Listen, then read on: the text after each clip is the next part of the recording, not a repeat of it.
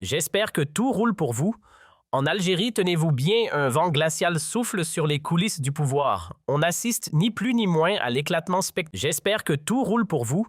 En Algérie, tenez-vous bien, un vent glacial souffle sur les coulisses du pouvoir. On assiste ni plus ni moins à l'éclatement spectaculaire d'un mariage de raison entre le président Tebboune et ses partenaires islamistes.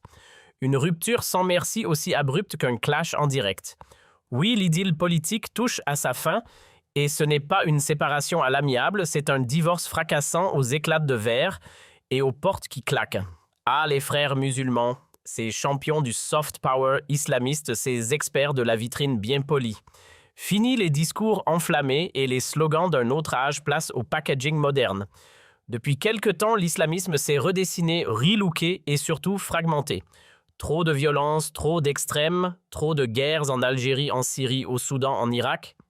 Résultat, les courants se sont multipliés, chacun tentant de se racheter une crédibilité.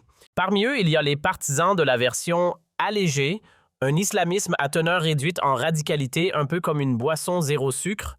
Leur source d'inspiration, le modèle turc d'Erdogan, et son AKP, ce mélange savant de conservatisme religieux et de vernis démocratique. Ils se veulent respectables ouverts aux urnes, mais toujours fidèles aux valeurs de la charia, une modernité bien encadrée. C'est ainsi que cette mouvance tente de se donner des airs de respectabilité, pas question de renverser la table, juste de garder intacts les piliers traditionnels de la société islamique, tout en parlant de démocratie avec le sourire. En Algérie, si l'on devait mettre un visage sur la version soft de l'islamisme politique, on aurait droit à un casting bien local. À l'affiche, le mouvement de la Société pour la paix, oui, le fameux MSP héritier des années Hames, et dans un rôle secondaire mais agité, le mouvement Bina, mené par Abdelkader Bengrina. Autour d'eux gravite une galaxie de mini-partis discrets mais bien présents qui complètent ce tableau politique aux couleurs vertes et pieuses. Tous ces groupes, sans trop faire de vagues, ont donné un coup de pouce à l'arrivée d'Abdid au sommet de l'État. Une alliance de circonstances très probablement. Et même quand Makri, le professeur le cérébral, tenait encore la barre du MSP en 2020, les rapports avec Abdid se passaient sans accroc. Une lune de miel idéologique du moins en façade. Dans ce paysage islamiste, deux têtes dépassent, Bengrina, le tribun des foules, le porte-voix de l'Algérie profonde, et Makri, l'intellectuel branché à l'international. L'un mise sur le terrain et le contact avec le peuple, l'autre préfère les salons feutrés, les conférences globales et les connexions transnationales, surtout avec les frères musulmans, ses homologues de Turquie, de Malaisie et du Golfe. Deux styles, deux stratégies, mais un même objectif resté dans la partie. Le rêve secret d'Abderrazak Makri, voir fleurir un AKP made in Algeria. Depuis toujours, il est fasciné par la Turquie version Erdogan et son parti, ce fameux AKP, qui a su combiner ballottage électoral et piété religieuse façon 21e siècle. Son objectif, reproduire cette formule magique à domicile comme on copierait une recette à succès, copier-coller un modèle ottoman sous climat nord-africain. Makri était encore aux commandes du MSP jusqu'en 2023 et durant ce mandat, l'ambiance semblait calme. Une stabilité apparente, du moins, car en coulisses, les islamistes algériens se faisaient déjà leurs petits calculs. Pour eux, Tebboune n'était qu'un intérimaire, l'homme d'un seul mandat. Il misait sur son âge, ses soucis de légitimité et les circonstances plutôt opaques de son élection en 2019. L'armée, surtout sous Gaïd Salah, lui avait ouvert la voie, pensait-il, mais ce n'était que temporaire. Mais voilà surprise au prochain épisode. Quand Tebboune fait comprendre qu'il veut rempiler pour une second round, c'est la douche froide, Makri tombe des nues. Pour lui, le deal était clair, un seul mandat, puis on passe le relais. Les islamistes auraient enfin leur tour au volant en copilote rassurant du régime. Mais cette prolongation inattendue a tout fait dérailler. Depuis des années, le MSP joue la même partition, celle de l'entrisme bien huilé. Et ce n'est pas le seul. Une myriade de micro-partis islamistes, souvent des clones issus de scissions des rejetons politiques du vieux parti de Hamarou, ont surgi, fusionné, puis disparu dans l'anonymat.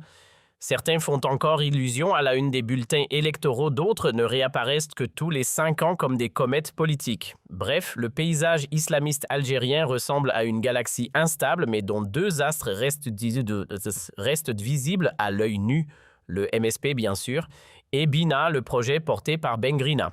Mais voilà, Tebboune, lui, n'est pas né de la dernière pluie. Il a flairé très vite les intentions d'Abderrazak Makri, dont les ambitions présidentielles devenaient de moins en moins discrètes.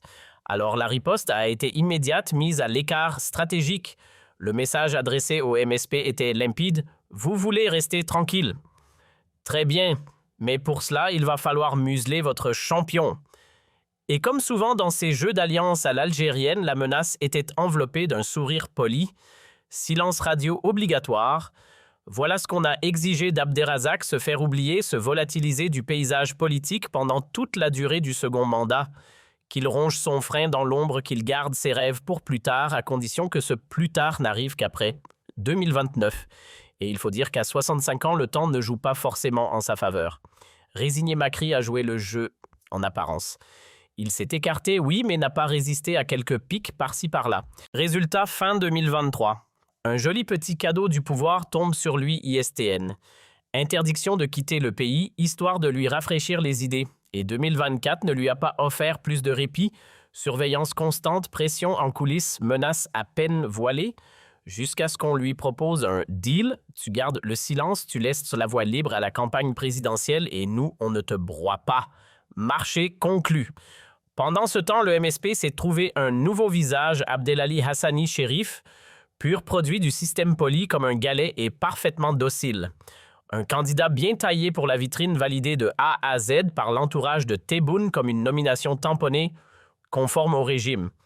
Et pourquoi tout ce théâtre pour que le MSP joue le figurant modèle dans la grande pièce électorale de septembre 2024? Une participation décorative en échange de promesses, ces fameuses promesses éternelles que le pouvoir distribue aux islamistes du MSP comme des bonbons conditionnés. La prochaine fois, c'est pour vous, peut-être. La prochaine fois, c'est pour vous. Voilà le refrain éternel qu'on sert aux islamistes algériens à chaque présidentielle. À chaque scrutin majeur, on leur donne un petit rôle, on les caresse dans le sens du Coran, et en échange, on les récompense avec quelques miettes des sièges supplémentaires au Parlement des mairies, ici et là quelques APC pour faire joli sur la carte, et toujours cette promesse recyclée: ne vous inquiétez pas, la prochaine fois, c'est votre tour. Résultat. Le MSP, les frères musulmans et tous leurs clones politiques attendent patiemment dans la salle d'attente du pouvoir. Bengrina, lui aussi, coche les jours sur son calendrier. Macri, pareil. Même les partis fantômes dont personne ne se souvient osent encore espérer. Leur pari, qu'un jour les vétérans du régime tomberont comme des feuilles mortes et que l'armée lassée de jouer seule ouvrira enfin la porte à un scénario à la turque.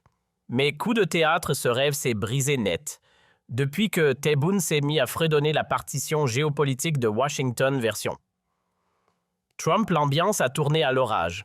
Le président algérien a opéré un virage diplomatique serré, flirtant ouvertement avec les réseaux pro-Trump, votant une résolution américaine sur Gaza le 17 novembre 2025 et libérant un certain Sall sous pression allemande à peine 48 heures après une demande officielle. Et pour enfoncer le clou, il adopte un ton chaleureux, tendre même à l'égard de l'oncle Sam. Évidemment, côté islamiste, la pilule est très mal passée, ni consultée, ni écoutée, ils ont vu rouge. Ce n'était plus un malentendu, c'était un véritable coup de poignard dans leur attente stratégique. Le régime de Tebboune. Il ne drague plus en douce, il déclare sa flamme en public. Ces derniers temps, c'est carrément des lettres d'amour qu'il envoie à l'Amérique de Donald Trump. Et pas des petits mots doux, non, on parle de coopération militaire XXL. L'armée algérienne échange désormais des confidences stratégiques avec le Pentagone, papote avec la CIA et multiplie les sourires avec les services de renseignement américains. L'alignement avec Washington n'est plus une hypothèse, c'est une conversion assumée. Fin juillet 2025, Massad Boulos est reçu comme un VIP et très vite des pourparlers s'ouvrent. L'Algérie envisage sérieusement de tourner la page de son hostilité historique envers Israël. On parle de normalisation, de renversement doctrinal, de reset total. L'option de relations ouvertes avec Tel Aviv n'est plus taboue, elle est sur la table bien posée avec serviettes et verres. L'ambassadeur algérien à Washington aime. Badou l'a même dit texto, c'est envisageable, il suffit juste de réunir quelques conditions. Et voilà. L'époque des grands discours contre l'impérialisme, du rejet farouche, du sionisme, des alliances stratégiques avec Moscou ou Pékin enterré. L'Algérie ne parle plus de nouvel ordre mondial ou d'équilibre géopolitique Est-Ouest. Tout ça, c'est du passé. Même la cause palestinienne, longtemps sacrée à Alger, a été mise au placard. Le Hamas, autrefois reçu avec tapis rouge, n'est plus le héros de la résistance, mais une page tournée. Depuis que Trump est revenu sur la scène et que le second semestre de 2025 a commencé, c'est clair, Alger a changé de cap. Tebboune lui a fait ses comptes. Il a compris que l'avenir de son régime ne se joue plus à l'est, mais à l'ouest, que sa survie et celle du pouvoir algérien dépend désormais de sa capacité à plaire à Washington. L'illusion d'un salut par Moscou ou Pékin disparu. Place au grand virage américain. Panique à bord chez les islamistes. Et pas pour rien. Pourquoi tremble-t-il soudain? Parce que Donald Trump, jamais à court de polémiques explosives, veut franchir un cap classé certaines branches des frères musulmans comme groupes terroristes internationaux. Rien que ça. Et ce n'est pas une rumeur de couloir, c'est noir sur blanc dans un document officiel publié par la Maison-Blanche daté du 24 novembre dernier. Dans ce texte, les États-Unis annoncent qu'ils travaillent activement à inclure des antennes des frères musulmans basés au Liban, en Égypte, ou encore en Jordanie dans la liste noire des organisations à abattre. Conséquence. Une chasse à l'homme mondiale, un réseau a démantelé une pression diplomatique sur les pays arabes pour qu'ils coopèrent dans cette opération de nettoyage politico-idéologique. En résumé, l'étau se resserre et les jours des islamistes influents semblent compter. Mais ce n'est pas tout. Une autre nouvelle encore plus amère vient achever les espoirs de Makri de Bengrina et de tous leurs sympathisants. En se rapprochant des Américains, Tebboune se positionne tranquillement pour briguer un troisième mandat. Et avec l'onction de Washington en poche, difficile de le déboulonner. Les islamistes encore recalés, encore mis sur le banc de touche, et le temps, lui, ne joue plus en leur faveur. Ils vieillissent, leurs discours s'usent, leur crédibilité s'effrite, et leurs bases populaires font comme neige au soleil. L'horloge tourne et leurs ambitions, si elles ne sont pas déjà enterrées, sont en train d'agoniser à petit feu. Et si l'Algérie demain renforçait ses liens avec Washington, pas juste quelques poignées de main pour la forme, mais une vraie alliance solide, chaleureuse et surtout bien huilée sur des secteurs stratégiques. Un partenariat élargi à la défense, à l'économie, à la sécurité. Eh bien, ce scénario ferait grincer bien des dents à Ankara, surtout du côté d'un certain Abderrazak Makri, dont l'ancrage turc est tout sauf un secret. Lui, il doit son réseau et une bonne partie de sa survie politique au soutien discret mais réel des lobbies pro-Erdogan. Et ce soutien semble payer, parce qu'à la différence de la majorité des opposants en Algérie, Makri a été relativement épargné, à part une petite parenthèse entre fin 2023 et mi-2024, où il a été interdit de quitter le pays pendant quelques mois. Il n'a jamais été sérieusement inquiété. Aujourd'hui encore, il s'exprime librement sur Facebook Tape sur le régime et voyage comme bon lui semble, en particulier direction Istanbul. 3 à 4 allers-retours par an, parfois même 2 voyages dans la même année. Un luxe dont ses confrères d'ici ne peuvent que rêver. Karim Tabou cloîtré, assigné à résidence de fait dans sa propre wilaya sans passeport ni valise. Les dossiers judiciaires pleuvent sur lui. Monsieur Benzba du LCD, même traitement. Et la liste est longue, qu'ils soient démocrates, nationalistes, laïcs ou simplement progressistes. Tous les opposants qui n'ont pas un parapluie turc au-dessus de la tête se retrouvent dans le viseur d'un appareil répressif bien huilé. Surveillance, intimidation, incarcération. En Algérie, critiquer, c'est risquer gros, sauf si on a les bons amis à l'étranger. Et pendant que les autres opposants croupissent sous interdiction de sortie ou se font surveiller comme des espions en cavale Abdaz, lui voyage à sa guise. Il poste, il commente, il critique sur Facebook comme s'il jouait dans une ligue à part. Entre septembre et octobre 2025, il s'est même offert une virée militante en rejoignant la fameuse flottille de la liberté, histoire de briser le blocus autour de Gaza. Et ce n'est pas fini. Actuellement, il est encore à l'étranger. Pourquoi? Parce qu'il a participé les 25 et 26 novembre à une conférence tenue par une ONG aussi nébuleuse qu'influente dont les contours restent flous, mais qui, selon toute vraisemblance, appartient au réseau transnational islamiste qu'Abdaz et ses alliés algériens considèrent comme leur tremplin politique vers le pouvoir. Le nom de cette structure, le Forum du monde islamique pour la pensée et la civilisation. Un nom très sérieux, presque académique. Mais à l'origine, ce think tank portait un autre titre, le Forum de Kuala Lumpur, né en 2024, dans la capitale malaisienne avant de se relooker et de déménager ses fastes à Istanbul. Et le moins qu'on puisse dire, c'est que l'événement a mis les petits plats dans les grandes salles de conférences luxueuses, moyennes, techniques, haut de gamme. Rien n'a été laissé au hasard. Plus d'une trentaine de pays musulmans étaient représentés. des délégations du Sahel à l'Asie du Sud-Est, en passant par les diasporas musulmanes d'Europe. Et au cœur de tout cela, qui retrouvait-on Abdaz, bien sûr. Non content d'être là, il a tenu une conférence de presse le 21 novembre, soit avant même que le programme officiel ne commence. Preuve que dans ce cercle très fermé, il n'est pas juste un invité, mais une figure en pleine ascension. Le 21 novembre 2025, Abderrazak était sous les projecteurs à Istanbul, micro en main, en train de relater ses exploits à bord de la fameuse flottille de la Liberté, cette mission qui voulait briser le blocus de Gaza façon Robin des Bois géopolitique. Et il ne s'agissait pas d'une apparition de figurant. Non, Abdaz est devenu une sorte de star montante dans cet écosystème islamiste mondialisé. Il a même endossé un temps le rôle de secrétaire général du très pompeusement nommé Forum mondial islamique pour la pensée et la civilisation. Rien que ça. Mais alors, pourquoi cette organisation fait-elle froncer les sourcils? Tout simplement parce qu'elle appartient à une nébuleuse bien plus large, ce qu'on appelle dans les coulisses du pouvoir l'international islamiste. Traduction. Un réseau transnational de lobbies qui portent fièrement les couleurs, les idées et l'agenda des frères musulmans. Et ces frères-là, contrairement à ce qu'on croit, ne travaillent pas seuls. Ils s'appuient sur tout un écosystème parallèle, ONG caritatives, au financement opaque think tanks, à l'idéologie bien rodée, partis satellites clubs de réflexion, qui semblent innocents mais qui en réalité poussent la même ligne directrice. Leur terrain de jeu favori, la Turquie, évidemment. Mais on les retrouve aussi en Malaisie ou au Qatar, bref, dans les pays qui non seulement ne cachent pas leur sympathie pour cette mouvance, mais en sont parfois les sponsors les plus zélés. Et aujourd'hui, le rideau est tombé, c'est la rupture officielle. Le divorce politique est acté. Comment le sait-on? L'APS, le canal officiel du régime, a dégainé une dépêche incendiaire dès le lendemain du 18 novembre. Et qui était dans le viseur le MSP bien sûr, et surtout Abderrazak Makri, cloué au pilori, pour avoir osé critiquer l'alignement de l'Algérie sur une résolution américaine concernant Gaza.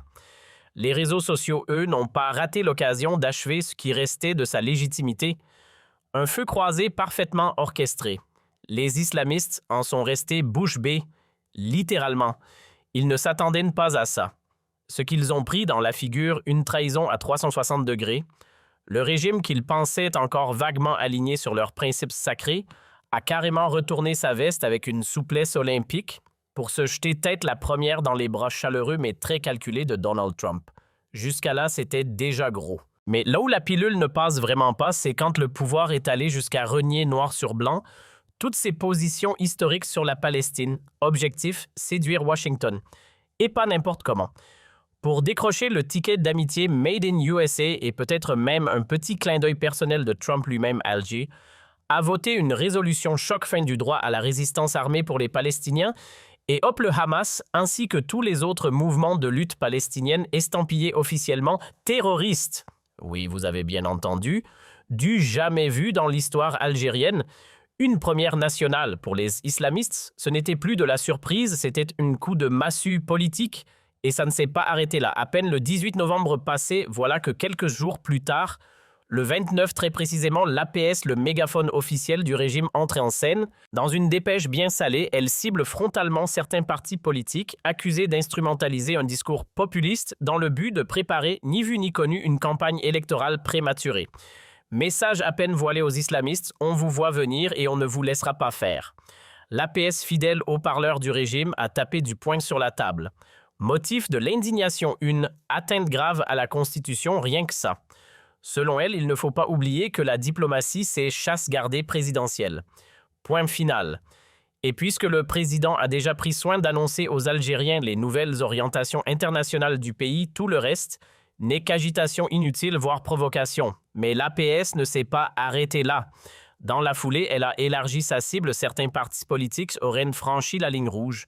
En critiquant le président, ils auraient attaqué non seulement un homme, mais l'incarnation même de l'État. Une sorte de crime symbolique contre la République. Traduction. Les islamistes sont clairement visés. Ceux qui osent encore aujourd'hui hausser le ton contre la nouvelle lune de miel entre Alger et Washington, ceux qui hier encore faisaient partie des partenaires tolérés mais qui désormais se retrouvent dans le collimateur pour avoir dit tout haut ce que beaucoup pensent tout bas. Et là on comprend que le divorce est bel et bien consommé. Pourtant, Tebboune leur avait promis monts et merveilles. Il les avait cajolés durant son premier mandat, leur tendant l'appât de la cause palestinienne, leur chantant la chanson des BRICS, leur jurant que jamais, au grand jamais, l'Algérie ne finirait comme le Maroc sous l'aile des lobbies pro-américains. Et bien surprise, tout ce discours n'était qu'un costume de circonstance. Et aujourd'hui, c'est le grand écart entre les promesses d'hier et la réalité d'aujourd'hui. À l'époque, Tebboune avait le verbe rassurant. Il promettait une Algérie inflexible face aux interférences étrangères, un pays campé sur des principes diplomatiques rigides, hermétiques à toute ingérence occidentale. Une posture ferme droite dans ses bottes sur le papier en tout cas. Mieux encore, pour séduire les islamistes, il avait sorti l'artillerie lourde. Promesse de protéger la fibre religieuse du peuple, engagement solennel à valoriser le socle arabo-islamique de l'identité nationale et garantie sacrée de défendre les constantes traditionnelles de la nation. Bref, un discours sur mesure taillé pour plaire à cette frange conservatrice. Et ça a marché, du moins pendant le premier mandat. Ce mariage de raison a profité aux deux parties. Tebboune lui a déroulé son quinquennat sans trop de turbulences internes. Quant aux islamistes, ils ont consolidé leur réseau. Certains comme Abderrazak Benarina ont même eu droit à un traitement VIP, pas de prison, pas de contrôle judiciaire, pas de harcèlement, un privilège rare dans le paysage politique algérien. Mais aujourd'hui, les masques sont tombés. La lune de miel est terminée, c'est la rupture. Et pas n'importe quelle rupture, un point de bascule se dessine autour du sort de Makri. Car selon les dernières rumeurs bien placées, l'entourage présidentiel a livré à Tebboune un dossier prêt à signer. Un dossier si bien ficelé qu'il ne manque plus qu'un coup de stylo pour envoyer Makri derrière les barreaux. Tebboune est aujourd'hui face à une équation à deux inconnus et zéro bonne solution. D'un côté, il a claqué la porte à ses anciens alliés islamistes. De l'autre, ces derniers vexés comme jamais crient à la trahison. Ils estiment avoir été dupés, bernés, utilisés et maintenant écartés sans ménagement. Et ça, ils ne comptent pas le laisser passer. Protestation d'avenir, rappel d'engagement, promesses passées qu'ils veulent voir tenues. Bref, ça sent la revanche politique. Mais voilà, s'il veut sérieusement envisager un troisième mandat et régner sans bruit de fond islamiste dans les oreilles, Tebboune va devoir frapper fort. Et ça commence par éliminer la tête d'affiche Abderrazak Makri. Ses conseillers sont clairs, il faut agir maintenant. Ils ont même proposé de baliser le terrain discrètement pour justifier une arrestation future. Tout est en marche. D'ailleurs, les services de sécurité n'ont pas chômé. Ils ont déjà épluché les connexions internationales de Makri. Leur conclusion. Il entretient des liens jugés trop étroits avec certains cercles idéologiques et sécuritaires à l'étranger, en particulier en Turquie, en Malaisie et au Qatar. Des amitiés qui pourraient être utilisées contre lui, mais attention, le piège se referme aussi sur Tebboune lui-même. Car si jamais il tente de faire tomber Makri, il risque de se heurter à un mur, celui d'Ankara. Erdogan, allié affiché et grand copain du président algérien, pourrait ne pas apprécier qu'on touche à l'un de ses protégés. Et une brouille avec le sultan turc, pas sûr que le pouvoir algérien y soit vraiment prêt. Non, Erdogan n'est pas le parrain de Tebboune, mais c'est bien plus qu'un simple spectateur. C'est un partenaire de jeu, un allié stratégique. C'est lui qui a soutenu Tebboune dans ses débuts, voyant en lui un profil intéressant, un président qui, malgré ses habits d'homme d'État, reste profondément aligné sur les sensibilités islamistes. Un homme qui surtout ne serait jamais tenté par une orientation pro-occidentale ou par une soumission à Paris. Ce n'est pas dans son ADN politique. Erdogan lui a joué ses cartes avec doigté. En coulisses, il a tout fait pour façonner Tebboune à son image, le conseiller, le pousser, parfois même le téléguider. L'objectif, faire de lui un levier utile pour remodeler l'échiquier politique au Maghreb. Car Ankara rêve d'un axe régional dominé par des gouvernements amis, comprenez pro-islamistes, voire carrément infusés par la pensée des frères musulmans. Mais voilà, aujourd'hui, une ligne rouge est sur le point d'être franchie. Tebboune envisage sérieusement de s'en prendre à Makri, de le faire taire, de le coffrer, car le bonhomme devient gênant. Trop bruyant, trop critique, trop visible. Il n'hésite plus à taper sur la politique étrangère du régime, à réveiller les colères populaires et à agiter la cause palestinienne comme une bannière de ralliement. Stratégie opportuniste. Oui, efficace absolument. Aujourd'hui, la cote de popularité d'Abdaz grimpe en flèche. Et plus il devient visible, plus il inquiète. Pourquoi? Parce qu'il commence à représenter une menace sérieuse. Imaginons que demain, Alger pousse encore plus loin son idylle diplomatique avec Washington, voire avec Tel Aviv. Il suffirait alors d'un mot d'Abdaz et voilà que les islamistes pourraient se mobiliser, fédérer la rue, créer une opposition de masse. Ce serait un choc pour le système Tebboune, c'est pour cela que ses conseillers murmurent déjà à l'oreille du président. Mieux vaut trancher la tête de ce mouvement pendant qu'il est encore temps. Sans Abdaz, leur moteur s'éteint. Alors oui, on se dirige peut-être vers un affrontement direct avec Ankara. La Turquie et Erdogan n'apprécieraient sûrement pas ce genre de manœuvre, mais d'après les sources que nous avons croisées, des sources fiables proches du cercle présidentiel, Tebboune, lui, n'a pas vraiment envie de provoquer une crise avec le sultan d'Anatolie. Pourquoi? Parce que derrière les discours diplomatiques se cachent des millions. L'argent, encore l'argent. La Turquie a raflé de juteux contrats durant le premier mandat. Des affaires bien ficelées signées entre les hommes de confiance de Tebboune et les réseaux d'Erdogan. Mettre le feu aux poudres maintenant, pas sûr que le clan au pouvoir veuille risquer tout ça. Ce qu'on oublie souvent de dire, c'est que les services secrets turcs possèdent une sacrée réserve d'informations sensibles sur Tebboune. Et si jamais ce dernier décidait de jouer les durs en coffrant Abdazar Magrey, il risquerait de déclencher une riposte bien salée du côté d'Ankara. Une riposte qui pourrait sérieusement secouer, voire déstabiliser sa présidence. Parce qu'il ne faut pas se mentir, les Turcs en savent long sur les coulisses du régime et sur ses figures de l'ombre. Et puis rappelons que dans des secteurs aussi stratégiques que le bâtiment, la sidérurgie, la défense, ou même les services publics, les entreprises turques ont discrètement tissé une toile. Elles ont décroché des projets pharaoniques dans des conditions parfois très brumeuses. Derrière ces contrats, des ministres, des directeurs, des hommes influents gravitant autour de Tebboune, tous bien contents de signer avec les Turcs. Ajoutez à cela des transferts d'argent en provenance directe d'Algérie vers la Turquie, des achats immobiliers sur le sol turc par des membres du pouvoir et vous obtenez un cocktail explosif.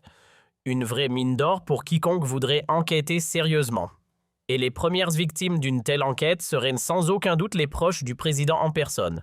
Voilà une belle impasse géopolitique. D'un côté, Tebboune ne peut pas se permettre de froisser Ankara. Il a besoin de cette alliance turque comme d'un bouclier diplomatique. De l'autre, il ne supporte plus la pression constante que lui inflige Abd, ce personnage de l'ombre qui devient une véritable menace pour son trône. Il rêve de le faire taire définitivement. Mais osera-t-il aller jusqu'à rompre avec Recep Tayyip Erdogan comme il a entamé la rupture avec les islamistes algériens? Là est toute la question. Et c'est une question à 10 milliards de dinars, car ce divorce-là ne sera pas sans conséquences.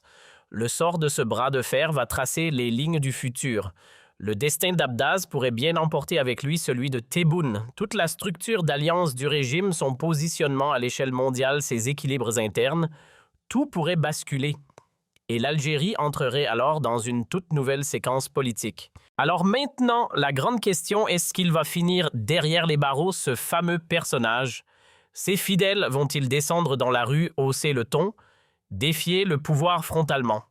Une escalade est-elle en préparation?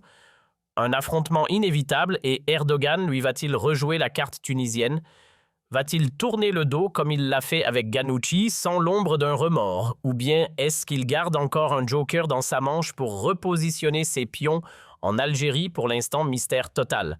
Ce qui est certain, c'est que cette affaire mérite qu'on garde les yeux rivés dessus.